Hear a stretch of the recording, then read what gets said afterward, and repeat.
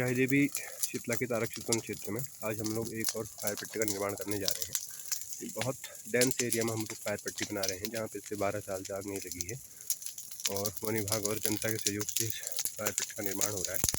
तो इस क्रम में जब हमने यहाँ पर फायर पट्टी बनाने के क्रम में बायोमास हटाने की कोशिश की तो बड़े सुखद अनुभव यहाँ पर मिले हैं।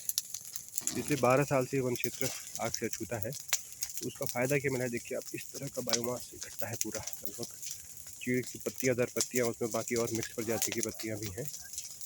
और इसका जो सबसे अधिक फ़ायदा मिला है वो है नमी। देखिए आप, इस तरह की नमी है इस एरिया में। और साथ में जो सबसे इम्पोर्टेंट चीज़ क्या है, जो पिरूल है, ये एक के बाद दूसरी, दूसरे के बाद तीसरी लेयर बना के इस तरह से देखिए आप, ये पूरा ह्यूमस इतना ज़बरदस्त है यहाँ पर कि आदर्श स्थिति है जंगल के लिए, जैव विविधता के लिए, प्रकृति के लिए।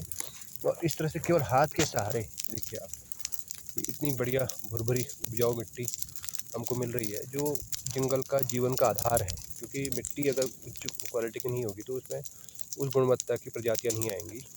तो इस आग नहीं लगने के क्रम ने इस पूरे जंगल में वापस जान डाल दी है। जो जान डाली है उसमें एक बड़ा सहयोग पिरूल की पत्तियों का रहा है, जिस पिरूल के बारे में बहुत सारे झूठी गलत धारणाएं हैं कि चीड़ के नीचे कुछ नहीं उग सकता है। ये पूरा एरिया जो है चीड़ के नीचे ही उगा हुआ है। और इसमें जो सबसे महत्वपूर्ण भूमिका निभाई है, चीड़ की पत्तियां साल दर साल सूख के, सड़ के, देखिए आप, अलग अलग लीफ लिटर जिसे आप लोग वैज्ञानिक भाषा में बोलते हैं, इस तरह से पूरा ये जमा हुआ है। ये देखिए आप, पूरा पूरा पिरूल सड़ गया है। जो लोग कहते हैं कि चीड़ पिरूल नहीं सड़ता है, तो थोड़ा सा गौर से देखें इस तस्वीर को। ये पूरा पिरूल सड़ गया है और सड़ के मिट्टी में मिलकर इसने इसकी पूरी गुणवत्ता इतनी ज़बरदस्त कर दी है और पूरी एरिया को स्पंजी बना दिया है। जितना का जितना पानी आता है वो सब इस तरह से नीचे जमा हो रहा है और ये धीरे धीरे करके नमी ज़मीन के अंदर जा रही है। तो ये है परिणाम। अगर किसी भी जंगल को हम लंबे समय से आग से बचा के रखें तो ये फिर इस तरह का दृश्य बनता है, जहाँ पर इस तरह का बायोमास इकट्ठा हो सकता है। और यही बायोमास पूरे जीवन का सहारा है, पानी का भी, जैव विविधता का भी, कीड़े मकोड़ों का भी।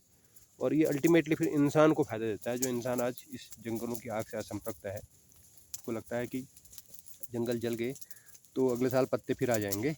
लेकिन कुदरत की जो मेहनत लंबे समय से कुदरत करती है, पत्तियों को सुखा के, सड़ा के, मिट्टी में मिला के ह्यूमस बनाती है, उसमें एक बार आग लग गई तो पत्तियां तो अगले साल लौट के चली आ जाएंगी। लेकिन ये जो बायोमास है, ये जो ह्यूमस है, ये कहाँ से आएगा और एक कीड़े मकोड़े कहाँ से आएंगे। तो इसलिए सभी लोगों से निवेदन है कि थोड़ा सा चीड़ के प्रति अपनी धारणा बदलें और जंगल को आग से बचाएं, ताकि जैव विविधता बची रहे, पानी बचा रहे। और वो जो कार्बन है, जो विशेषकर ऊपर से वायुमंडल से हमको खींचना है किसी भी हालत में, तभी पृथ्वी में जीने लायक परिस्थितियाँ बनेंगी, पृथ्वी को गर्म होने से रोका जा सकेगा।